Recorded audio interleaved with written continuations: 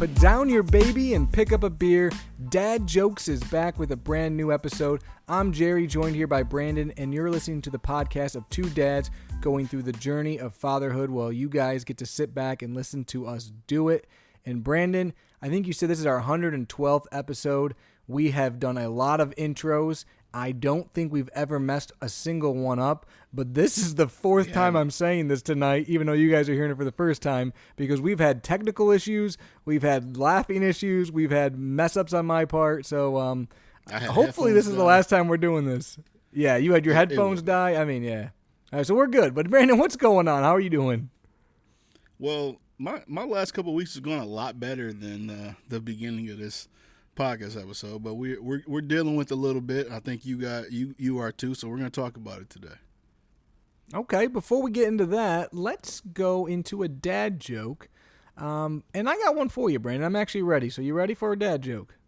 I am, and I can't wait to give you mine at the end of the episode because it has something to do with your brother. Oh, gosh.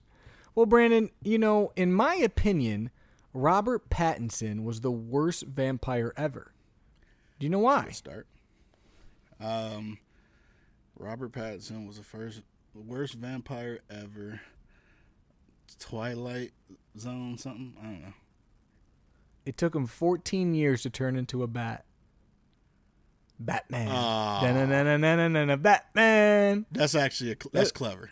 That was clever. That's more clever than funny, and I appreciate it. Yes. It took him 14 years to turn into a bat. So I thought that was kind of funny when I saw it. So I rolled with that one today. But yeah, like you said, things are kind of interesting right now. I know we're going through a lot on our end. You guys probably are too. So tell us a little bit what's been going on the last couple weeks. So, elephant in the room, we had Father's Day, which I'm sure you're going to talk about as well. But that was a great day, man. I feel like, and I don't know if this is the right thing to say. This was the first time that, like, the first Father's Day, first couple, I guess I should say, like, it felt good because I got to celebrate and, like, I'm appreciating what was going on. But, I mean, I felt like I kind of just had a good day. Like, I don't know how to explain it. It like really sunk in. I felt like it shouldn't. I mean, I feel like Well, Bryce probably understood what it was, right? Yeah, like Bryce kind of knew, like, oh, this is.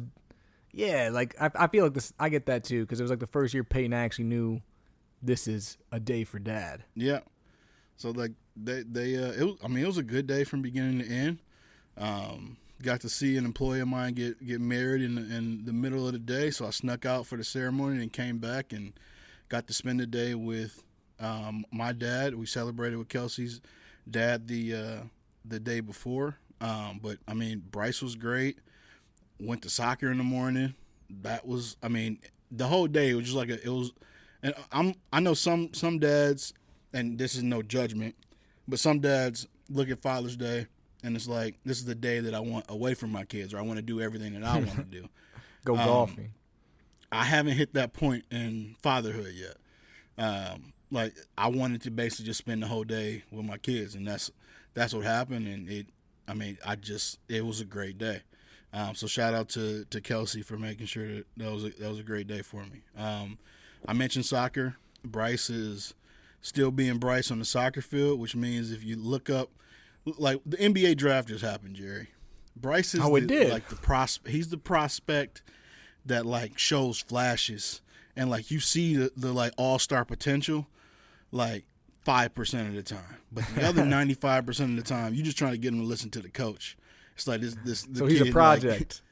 Like, he's definitely a project player, and he has 5-minute stretches where he looks like the best player on the field, and then the other 95% of the time he looks like he doesn't want to be on the field, or he wants to be on the field but just running like laps. Like, he might be a track star because he's basically doing calisthenics the entire time, which is I leave there like lower back feeling a little tight, and I've worked up a sweat, especially with this heat that we've gotten recently. So he's helping Dad lose a little weight too, I guess. There you go. As far as Bryson's concerned, and we'll get into some of the particulars. You guys can obviously see the title of the episode, and we're getting into helping our children or tools to help our children listen. if that's even possible at this age. But it's a struggle for us right now. So everything I say later are going to be tips that we're trying, and it's working. It's working sometimes, and sometimes it's not. But he's over the last couple of weeks, it's almost like he's going through a leap, and he's clingier, whinier, way more emotional. Cannot stand being told no to something, and can't rationalize. Like, I'll give you an example. Earlier today, we went to a food truck festival today, and it was like a cookie stand there. So we got some cookies, and he didn't fully eat his dinner. He was distracted, running around, having a great time. He was great when we were out, and he had some fries and a couple other things, but didn't really eat his full dinner. So I gave him a little bit of a cookie, so he knew I had a cookie. Right. When we got home, he needed to eat his grilled cheese. That's not always an issue. Like, he normally can separate I need, like, this is for now, I got to do this first. This kid would not mentally let go of this cookie, and the fact that he wanted more cookie and could not get over the fact that and this is a full-blown tantrum. He's hit the stage where he tells on me. So he walked over to Kelsey. He walked over I'm going to say one other thing after this. He walked over to Kelsey and pointed at me like, Daddy won't give me cookie. And looking at me. But he's been doing this thing lately. Since the beginning, we've been big on Love Every has some books, and we have some with us as well, but basically being able to identify emotions and explaining to them, like, you probably have a similar book with, you got like the faces and then the word that go along with the face. So we tried from the beginning to let him express what he's feeling. Happy, sad, mad, tired, hungry, all the above. But he definitely has sad, mad, and happy down. And like a couple of days ago, I made him mad again about something, and I catch him, like he's mad, and he walks away from me. He's like basically crying, and he looks over at Kelsey and looks over at me. I'm mad. I was like, "What you say?" I'm mad. And just kept saying it over, and it took everything I had not to just crack up laughing at him while he's saying it, because it's hilarious. He's doing what we want him to do. The situation, right. He's freaking out about something that didn't really matter, but it's been fun, and was kind of interesting about this stage is those moments feel like they last forever. In the grand scheme of things, some days are way worse than others, but it's probably 25-30% of the day. The other rest of the time, he's completely fine and happy and super cute, but those are allowed 30%. And overall, he's not been great at listening lately, which is part of the reason we're talking about what we're talking about today. KJ is still doing great. Still waking up a couple times a night to feed. And it has entered the dreaded Leap 4 as of last week. Oh, there you go. We haven't seen he's been a little bit fussier than normal, but knock on wood, this is when Bryce started really turning into a little bit of a interesting creature for a couple months. KJ has not really hit that point yet. So yeah, interesting creature. So, that's kind of our progress report for the last couple of weeks. What you guys been up to? So yeah, we've had a decent amount going on. Avery, obviously, she had her 1-year appointment, which was kind of fun. I got to sneak away to go to that, which was probably helpful because, man, I don't know about you, Brandon, but taking kids to the doctors when it's 1 is okay, but when there's 2, it is a whole thing, and especially at the ages my kids are right now. So we took Avery for her 1 year-old checkup. And she did really good. They took some blood. She didn't cry. She was doing great. Her hemoglobin was kind of low, so she had to go for labs afterwards, which was kind of annoying. I couldn't go to that, but I guess that was a little bit tough. But she weighed in, and she's in the 78th percentile for weight, but 23rd percentile for height and head. So she's definitely you could tell she's a chunky baby, and she loves food. But she did really good at the appointment. Everything's going well with her. She's got a little bit of, and I think Bryce had this too. She's got like some eczema on her like legs and stuff, and so her skin gets dry, and we do some stuff for that. But other than that, she's doing. Too. Yeah, and now she's hit 1, and she's kind of at that stage. Brandon, I remember this with Peyton.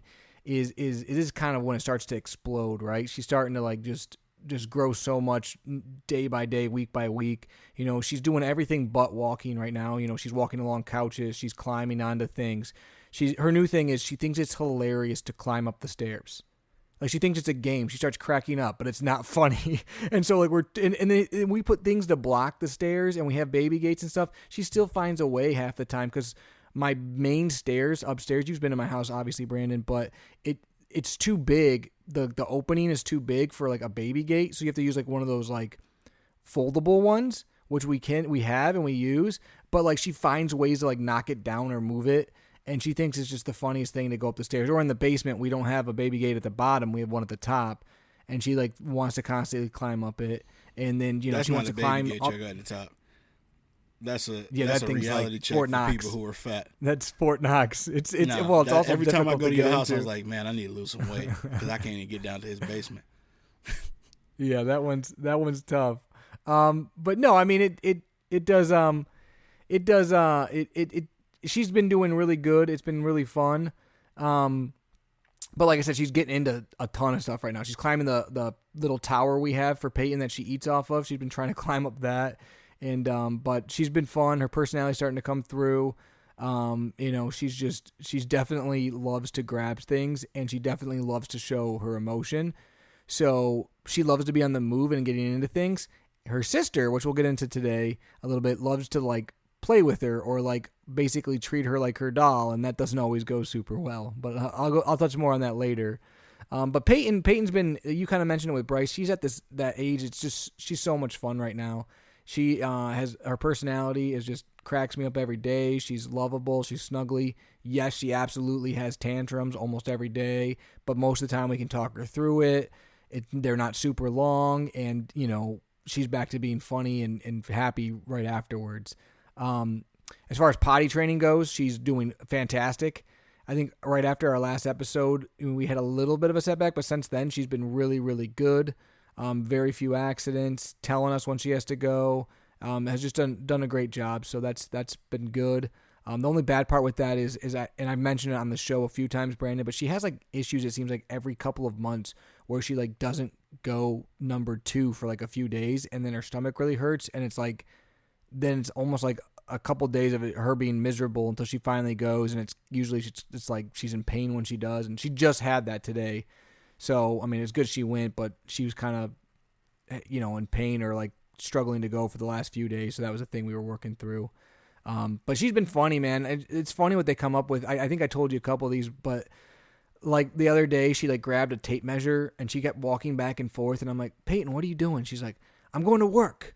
I'm like, you're going to work? I'm like, what are you doing for work? She's like, I'm working right now. I'm like, she kept telling me she was going to work. And then she would pick up things that pretend they were phones and call people while at work.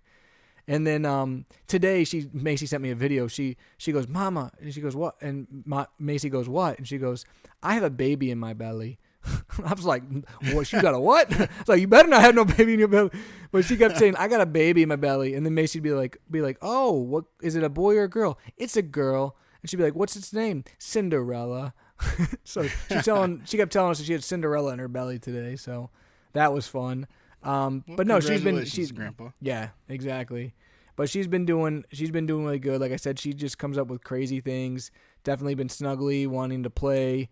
We put together like a little kiddie pool outside, and she was thinking that's the greatest thing ever, wanting to swim all the time in that. So she's been great. And then I guess to touch on Father's Day, we had a really good Father's Day too. We went to the zoo in the morning. Peyton's at a great age for the zoo, so that was fun. Avery did really well as well. So they did that. We went to my grandpa's afterwards, got to see my dad, my grandpa, because we went to the zoo with my father-in-law, so Macy got to see her dad there. And we had some ribs, some barbecue. It was good. And then the girls spoiled me with a couple gifts at night, which was fun. One funny thing is for Mother's Day, Macy's mom made her a picture, and it's Peyton holding an M, Avery holding an O, and then Raja sitting next to an M. So it's like the three, the 2 kids and the dog. Well, in Macy's picture, Peyton would not smile with the M. She would just cry. I don't know why. She like did not want to take this picture. So the best one we got is like a smiling Avery, smiling Raja, doing great, and then Peyton just being sad. And then they got me one, and it's the exact same thing. Peyton would not smile. So we have these pictures in our room, and Peyton likes to point at them, and she's sad in both of them. But she just like would not cooperate. So that was cute. They made me like a mug that they painted, so that was cute too. So no, it was a really good day. Lots of fun at the zoo. One last funny story was Peyton wanted an ice cone. That's what she calls ice cream. She wanted an ice cone, and they had a Dippin' Dot stand, and I was like, let's get some Dippin' Dots. And I'm like, which kind do you want? And she's kind of talking about it. I love Dippin' Dots growing up. Well, and I haven't had them in years and years, so I get these Dippin' Dots, paid way too much for them, of course. And I'm like, Peyton, let's eat some Dippin' Dots. It's ice cream. And she's like, I don't like that. And I'm like, Peyton, it's ice cream. No.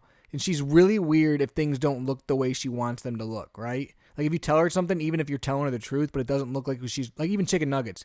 If she's used to dino nuggets and then you give her a regular one, she's like, this is weird, right? So she's just weird if like she doesn't think you're telling her the truth. Yeah. So I'm trying for like 10 minutes, Brandon, to get her to eat these Dippin' Dots because I know she'll like it, right? And Macy's like, hey, it's probably good she's not eating them. You don't need her to eat ice cream. I'm like, you're right, but I'm annoyed by the principle of it. So finally, I have like a couple bites left. I get her to kind of try it, and she's all of a sudden you see her eyes, and she's like, oh, this is good. So then she had a couple bites, and of course it was all gone, and she's like, more, and I'm like, nope. It's all gone. Dad ate it all. Dad and Mom. So, but she did like them. She did finally try them. But that's toddlers for you. But overall, doing really good, and always an eventful day in the Alusky household for sure. Yeah, one thing I forgot to give a potty training update. Bryce has been doing a lot better since the last time we talked. I think we were fresh off an accident, but we did have one incident that is 100% the fault of Uncle Jerry. I think we were at work, and I don't know. I mean, we talk about a lot of random stuff, but the topic came up of a bath, and basically I told you Bryce had never had an accident in the bath. You're like, oh man, that's the worst. It's happened. Yeah, so, yeah, he doesn't. It really doesn't happen. Literally the next bath that we gave him, and the messed up thing is he hadn't. So you can kind of time out his poops now. Like he's fairly regular, and it's typically in the evening, right around the time I get home. But Kelsey's like a champ. Like that's Kelsey takes that. She knows what to do, and he generally has been going like right on the potty with some coaxing from her. We aren't at the point where he's going like by himself. He like runs up to one of us and says, I need to go sit on the pot. And then it's a little bit of a process. The last few days, the process has gotten way shorter. Like he pretty much goes right away as long as she's with him. I don't have that magical touch yet. The other time, too much information, but the other time he randomly goes, I feel like, is if I have to go to the bathroom. He always runs in every single time. So that might be a way that I trick him the next time. But so I'm giving him a bath. We're having a good time. We probably are like 3 minutes in, and then I see the look on his face. I was like, Bryce, do you need to go sit on the pot? We're in the bathroom. He said, yes. And then he starts squatting. And this kid takes forever to use the bathroom any other time. Like, it's like 7 trips. He runs to the couch to lay on the couch because he doesn't want to go. So he's trying to, like, trick his body into not going. It's not a good habit. We trying to break it. This go around, like, as soon as he made the face, it started coming. And that was an experience. He ended up taking a shower that day. Yep. But we can blame Uncle Jerry. But other than that, we haven't really had many accidents. There's been no pee accidents today at the food truck festival. We were out for a significant amount of time. On the car ride home, we're probably talking like an hour and a half. On the car ride home, he said, I have to go potty. We said, hold it till you get home. And he made it. And it was a proud dad moment. That's clutch. So, yeah, potty training is going pretty well. I do have one piece of baby gear. Okay. And I'm trying to be more topical with my baby gear. So this one is actually Bryce's favorite book right now, ironically enough. but it's called Listening Time by Elizabeth Verdict. If I put all his books in a stack and say pick one to read, he's gonna read this one. I've caught him. It's cute. I've caught him multiple times, like just in the room reading it, and he got the book almost memorized. So he turned to the page and he'll say the words that he hears mom or dad say, which is fun as well. But Listening Time by Elizabeth Verdict is a book that kind of explains listening, what good listening looks like at a kid level. And Bryce can recite it. That doesn't mean he listens to the words that he's reciting, but he can definitely recite the book pretty much cover to cover. So that's my baby gear for this week. Yeah, I got a piece of baby gear too, but I actually thought of one other kind of funny story that happened to us over the last couple of weeks. We went to church this last weekend, and we decided we were going to put the girls in the nursery they have at the church instead of keeping them with us because, Peyton doesn't go to daycare. So I'm like, it'll be good. Get her used to being away from us, And we put her in the room. She's in a different room than Avery is, and I'm like, I don't know, this is going to go well. They're probably going to text us soon because we hear her start crying when we walked away. But she ended up doing well. We didn't get any text messages or nothing. Church goes by an hour and a half later or whatever. We go to pick her up. And I'm not kidding you. We walk to the room, and they got toys in there. But they have like this rocking horse that's like on springs, so it's in the air, like pretty tall. And this kid is just straddling it and hugging the neck and just like rocking back and forth on this rocking horse, having the time of her life. I'm like, well, that's good. She's doing good, clearly. But it was funny because when we pick her up, I go, Peyton, did you have fun?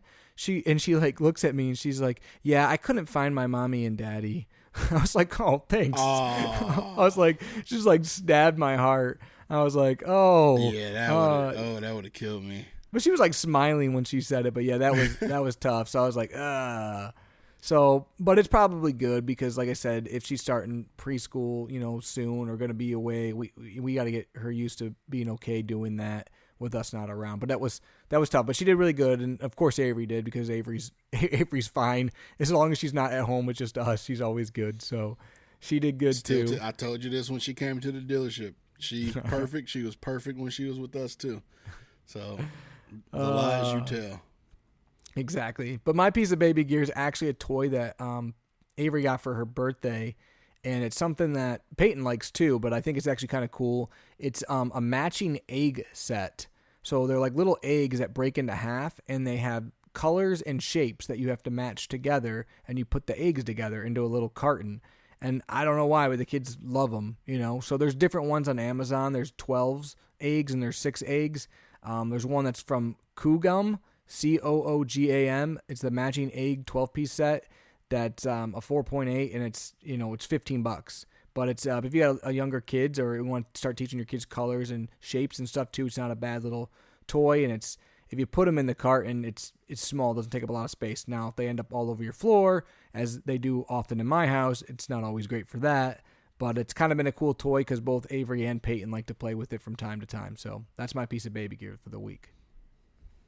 Perfect. But I think it's a good point for us to get into today's topic, something that's definitely relevant for us and probably for most parents out there, and probably will be for a long time, and that is kind of listening, like you said, Brandon, listening. It better not be for a long time. I'm going to start blowing his chest out. How do you get your kid to listen? What do you do? And I'll be honest with you, Brandon, we're going to talk about some tips, and I'll probably need to listen back to this myself because it is a struggle, I know, for us in our household, both the kids, especially Avery right now, because I know she's at the age where she can understand what we're saying, but she just doesn't have the, she's not old enough to like care basically at the ramifications, because there's not much ramifications. It's basically no, and then pulling her away, and then she thinks it's a game. So that's really tough for her age. But Peyton, she's older, she understands. But the problem with Peyton is the biggest struggle we've had, Brandon, for us is we'll tell her things, she understands it, but if she's not listening and you have to like be firm with what you're saying or raise your voice in the slightest, and she thinks you're mad at her, she like breaks down. She like does not like to think you're actually upset with her. So like a lot of the times it'll be like a safety thing or like something with her sister. Like she's roughhousing with her sister and it's like, hey, Peyton, let go of your sister.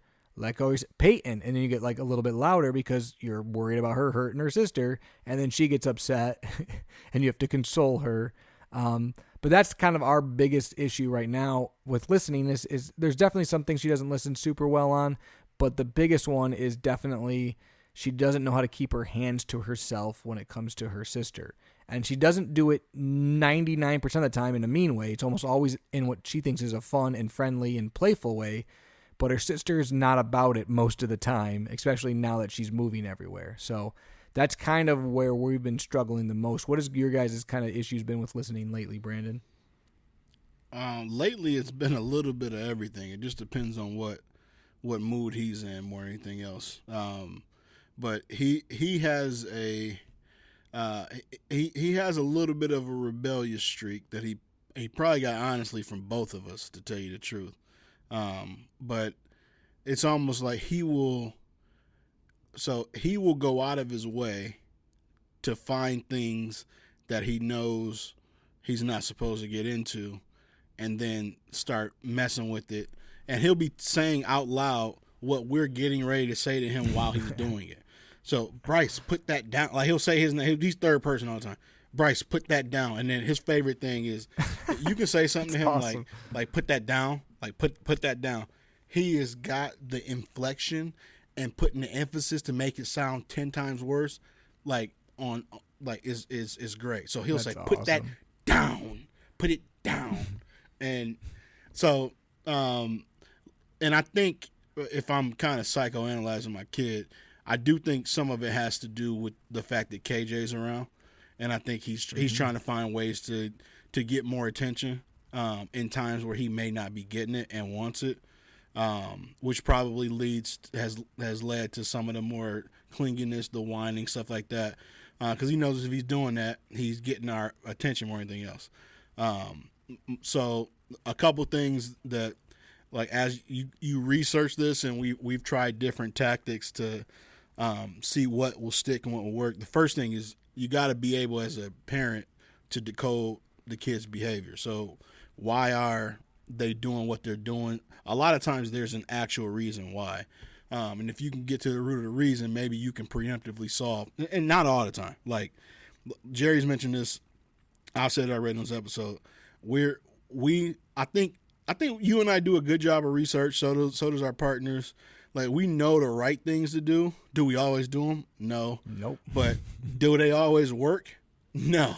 Like, no. These kids are their own individual humans, and they got their own set of decision making as well. And we are too. So whatever move you 100%. We're in at the time, or what's going on with everything else, can definitely play a part on it. Because even if you know the right things, but the baby's crying in the background, and you had a bad day at or whatever's happening, you might not. The right thing might seem like the right thing, and then what you actually do might be do something else. Yeah, 100%. So I mean, that's the big thing. You got to remember that they're tiny humans with big emotions, just like we are, but they have a limited vocabulary, so they may not be able to fully express what they're feeling or how they're feeling, or be able to. I mean, 5, 6, 7 years from now, Bryce might be able to say, "Daddy, I want to hang out with you," or like something even as simple as that. He can express what he's feeling. Their brains are still developing. Sometimes their actions don't actually match what their intentions are. But that's why it's important to understand why they're not listening. Are they tired, hungry, overwhelmed, or are they just testing their boundaries? And in our case, I think it's a little bit of all the above at some points. But we'll get into some more general strategies in a little bit. Yeah, and I'll kind of go on the first tips, but to that point, like if I'm psychoanalyzing Peyton, I think especially when it comes to the roughhousing with her sister, I think I kind of roughhouse with her because it's fun and she's older, right? And I kind of roughhouse 100%. With the dog and it's fun, and so like that's I think what she sees as playing, and she thinks she's doing it with Avery, so she's doing it in a loving, fun way, but Avery doesn't feel the same back. And it's hard for her to understand why I'm telling her not to do something when we do it. So that's a kind of a balance. But it's not. I don't want to stop playing with her, but she's got to understand. Sissy's a baby. She can't play the same ways and things like that. So, but kind of one tip that I read to help getting your kids to listen is actually something that I do from time to time. And honestly, I don't even know why, if I read it before or just became natural, but it actually does work from time to time. And that's getting on the kid's level, meaning like physically getting in their face, eye-to-eye contact, having them look at you, having them focus on you. And again, I know with Peyton, sometimes when she's super upset, I will literally get my face right in front of hers and like talk to her, and it will get her to pay attention to me a lot more and calm down sometimes when she's really upset. I'll be like, hey, what's wrong? Look at me. Tell me what's going on. And it doesn't always work, but I do know that can. So sometimes maybe if you're talking to your kid and you feel like they're not listening, make sure they're looking at you, seeing you in your face, because that can definitely help. I know from firsthand experience it can help. Honestly, I think that's the number one tip. And for me, my ability to communicate with Bryce changed. I saw a video a while back, and it was a guy talking about, it was this same concept, but he takes it a little bit step. It's probably what you're doing too, but he's like, so I like physically put my hand on Bryce's like shoulder typically, and it forces him to look up. Because I mean, I'm telling you, even if I'm from across the room, if I can get him to make eye contact with me, it's like I can get him. I go from a 0% chance of him listening to me to a 70% chance of him listening to me. Sometimes he's still, and these are the ones that drive me insane. It's like he making eye contact with me. I know he heard me. I know he understood it. He'll look at me.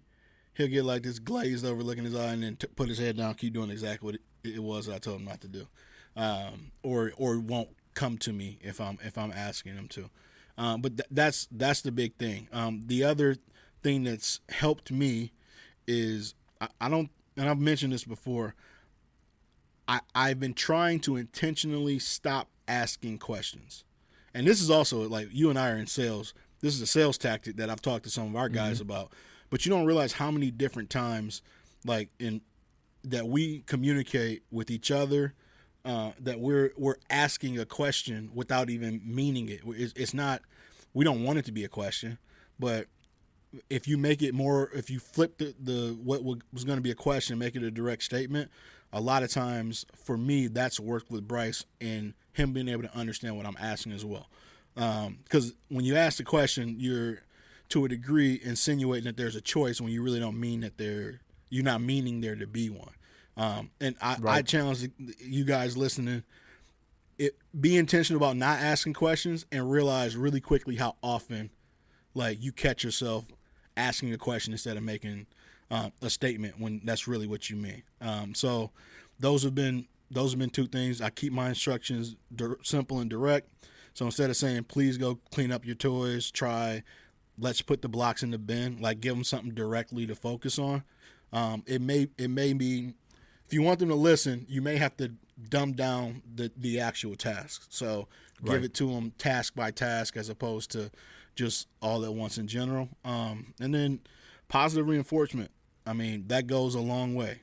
Every time Bryce pees, he wants to hear a song. He wants to get his M&Ms. That's not just for potty training. It's training in general. It's how we train our dogs. We're like, that works with toddlers. It works across the board. I mean, it works. Positive reinforcement works with me at work a lot of times. Good job, Brandon. Yeah, it got to be a little bit more than that. But we, as humans, that's the type of thing that we look for. So praise good behavior, offer small rewards for following directions. You may see some changes in their behavior. Yeah. Other tips that you will hear a lot, and this is something that I struggle with, and I need to be more conscious with doing, and that is they'll tell you to try to get rid of the words don't and no. And when I say get rid of it, you're not going to completely eliminate it. But if you can limit the amount of times you say no or don't and like change it to where you're saying what you want them to do instead of what you don't want them to do, which is kind of like what you mentioned, Brandon, but instead of just saying don't touch that, don't do this, telling them to do something different. Hey, Peyton, instead of don't touch your sister, hey, Peyton, can you come here really quick? Or hey, can you get your hands, please take your hands off your sister. Doing something instead of not doing something, because don't has a negative connotation to it. And, basically it can confuse the kid if you're telling them not to do something that at other times you're okay with them doing as well. Just like it's okay when Peyton plays with Avery sometimes, and other times it's not, it confuses her instead of telling her to do something different. And then the no thing is like, if no's all the time, they're going to say no all the time. But if you start saying yes more often and those types of things, you can kind of create that habit in them as well. So, kids constantly, like I said, all the time, no, nope, nah, don't want that, no. You start making it more about yes. It gets them excited, and it becomes more likely that they won't say no as often. No, it knows in our lives very often, right? We say it all the time. And so it's easy for them to pick up on that when you're constantly telling them no, and they're going to tell you no too. So try and saying yes more often and telling them no less, I guess. But I'm not great at this, Brandon. I don't know if you do a decent job with that, but this is two that I struggle with a little bit. The funny thing is, in doing the research for this, it made me feel better about what I was doing. But it also, it's like I still got a kid who, to me, isn't listening as much as I want him to. But we got to remember that these are 2 and almost 3-year-old kids who are literally figuring everything out for the first time. And I know sometimes for Bryce, there are things that we absolutely let him get away with when KJ wasn't there that now he can't do in the same way because it could affect something with KJ. And I'll get more into kind of our roughhousing situation in just a little bit, but to kind of on my end put a little bit of a button on some more of the listening stuff. What happens when they flat out refuse, right? Because you can do all these techniques and then they're just telling you, like, they're not listening to you at all. I saw a technique that I was unintentionally doing too. It's called the broken record technique, which honestly, it still drives me crazy to do this. But it's basically repeating your instruction calmly, consistently until they comply. And one thing that I've been proud of myself with is my patience throughout this. And I think I've been told before, people have asked, like, do you have kids because you have patience in certain scenarios? In some scenarios, I don't. But there are a lot of times where you can almost kind of feel your blood boiling. Like, because he's just getting, like, your kids can get on your nerves. Like, let's just be honest. And then I'll just look at him like, this ain't that deep. And he has no idea, like, about anything. Right. He just live, and it just, like, I calm right back down, and I just keep asking what I'm doing. And the other part of it, and this is a personal thing, the whining and stuff like that does not faze me at all. Even, this might make me sound like a bad dad, the crying doesn't. Like, sometimes, I really shouldn't say this. Sometimes it's funny. Like, what? Like, the dude will, like, cry because he dropped his cookie and one piece of the cookie fell off and is next to the other completed piece of the cookie. Like, right. Just pick up the cookie and eat. You gonna be all right. Yeah, stuff like that is just like so. Right. And then the one of the final things is, like Jerry mentioned, a distraction. That works. It's a tried and true method. So if instead of saying no, hey, look at this truck. Do you want to play with the ball? Do you, like, give them something else to think about? That might be the magic words to end a tantrum or get them to pay attention in a way that you need them to. Yep. Yeah, final few that I kind of ran across. One, keep stuff simple, shorten your speeches. If you, instead of giving them a long-winded thing, be concise. Think, again, their brains are still developing. And just, if you keep it simple, they don't get confused. They don't get, almost like bored with what you're saying. They can understand what you're saying and possibly do it. Another one that I actually like that I use sometimes, but I probably should use more, is kind of a preemptive thank you, or like thanking them for doing something they haven't done yet. It can kind of like get them like, oh, like if you're like, thank you for helping me clean up, and they really aren't helping you yet, then they all of a sudden are like, oh, okay, they said thank you. They're positive reinforcement on me. Now I'm more likely to clean up. And that has actually worked in the past when I've done that. So that's kind of another one that I like, and then just overall, it's trying to be consistent too. We talk about this in a lot of the things, but you don't want to have completely different styles than your spouse or the people that watch your kids. You want to be consistent with what you're trying to tell them, and then also like where you're going to, I guess, dig your heels into. And this is something that sometimes, you know, you got to find the line. Like sometimes you're like you said, Brandon, it's not that big. It's not that big a deal. Let's not make a big deal about it. But then other times it's like, okay, when is it matter? When are we okay with them not listening? And when are we not okay with it? Because again, kids, even though they're little and haven't learned a ton of things yet, they're smart enough to know what they can get away with and what they can't get away with. So you got to be okay with basically where you draw that line, because you can't get mad at your kid if 9 times out of 10 you let them do something and now you're telling them not to. They're probably gonna do it because they're used to it. So that's tricky too, because sometimes it does depend on your mood. You know, like, oh, I don't want to fight about it today, I'm not in the mood. Well, then you might pay for it tomorrow. So that's a tricky one. So you got to be consistent, and that's kind of like the last point I'll kind of say is just consistency is key.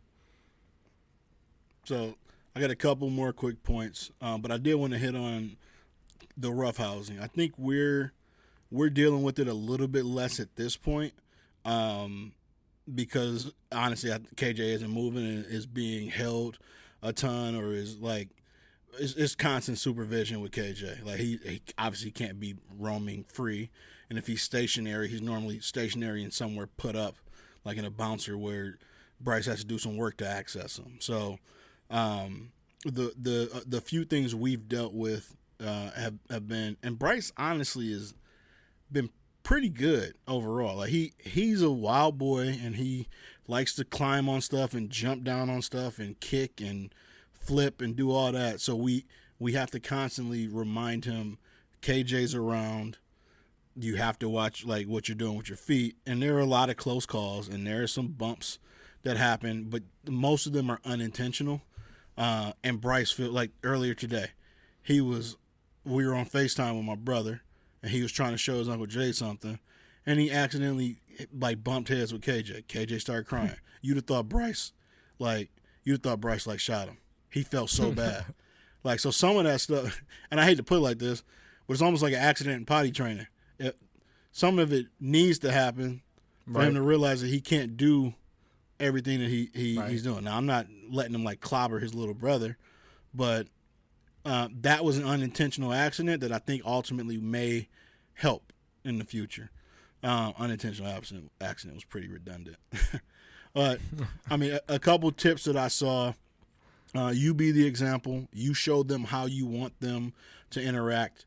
So with Bryce, a big thing is he loves KJ's like hands and fingers, and like just like a weird fear I have is him like pulling his finger back when like we're not paying attention or something like that. So we're talking to him about that consistently as well. But to a point you made earlier, I'm constantly like roughhousing, flipping Bryce around, like throwing him, and you have to be a good example. So, and this is almost, I'm saying this is like almost, this is a therapy session. I don't know the balance there yet. It's tough. I don't want to stop playing with Bryce and not give him those moments because I'm afraid. Well, there's evidence that like playing like that's really good for your kid too. 100%. Like, so you don't want to take it away from Bryce, which is being good for Bryce at the expense. Yeah. You know what I mean? Like it's just that's the hard balance. Is you can't live in fear in that. You regard. can't. You got to make sure that you're being a parent and supervising as much as possible. But especially, but then it's hard not to. Yeah, like Peyton tries to dance with Avery because we dance with her. Like it's cute, it's super nice, but like Avery can't dance because she can't walk. So she's trying to like yank her up and like by her arms, and Avery's like, nah, don't touch me. And it's just funny because like, again, 99% of the time, Peyton's trying to be fun and sweet, but she just doesn't understand what Avery is capable of or not. Or even sometimes if she's capable of it, Avery's in this like stage now where she's like, I want to do what I want to do, and I don't want anybody messing with me when I'm not. And so sometimes they want to play together, and it's actually super cute when they do well. But other times, Peyton's like, ooh, I'm going to play with Sissy, and that's what I'm doing, and Avery's not in on the joke. And that's when parents got to get involved. But I'm sure that's going to continue until they're in high school and beyond. So I don't know that ever completely goes away, but it is, like you said, it's balanced. You got to find the balance. Yeah. My last couple things. Make sure you're making the time as much as possible for the connection with your kid. So spend that one-on-one time with them. That can strengthen your bond and ultimately make them more receptive to the things that you're requesting. And then, I mean, Jerry said it, I've said it, don't sweat the small stuff. Pick your battles. You need to stay consistent, but you can't go to level 10 every time either. That's not going to be good for you or your kid. And with that said, you gotta take care of yourself. So, and this is the most difficult time to almost say that, because, like you've said, going from 1 to 2, like I went from 1 dog to 2 dogs, and I honestly, it really wasn't that different. They almost like watched each other. Like, it was great. Like, there was not like it wasn't appreciatively more difficult. 1 kid to 2 kids is like going from like 1 kid to like 6 kids, in my opinion. Yeah, it's hard. It's crazy. But a tired, stressed out parent is less likely to be patient and be effective. So you still have to find, if you can, make the effort to find time to take care of yourself, because that's ultimately going to provide a better life for your kid. So that's all I got on the topic, Jerry. Yeah, no, it's a good topic, and like I said, it's something that we'll continue to touch on. But great last point, taking care of yourself, and it's funny you mentioned the 2-kid thing. It's definitely, it's tough, and as time goes on, you know, you get better at it in some degrees, but it also gets tougher in some degrees, because your oldest kid is going through new things all the time that you haven't experienced, and then your youngest kid is getting more able to do other things, which becomes more challenging. So, but you also become better, and you're able to handle it more, and that's good too. So I know, especially the stage you guys are kind of at right now, that's when it starts to get interesting, because now it's like, okay, the baby's still a baby, but it's not like a newborn. He can start to do a little bit. So now the game's changing even more so. I just need him to sit up. Yeah, that really changes everything too when they sit up. That's the first start of, I think, just the whole dynamic changing. So, but you were kind of bragged about a dad joke at the beginning of this episode, and I can't wait to hear it. I'm excited for this one, Brandon. Well, we just got off a video call with your brother, who is a chemist, and I saw this joke, and I thought, you know what, this is dedicated to my guy Nick. So, Jerry, how often do chemists tell dad jokes?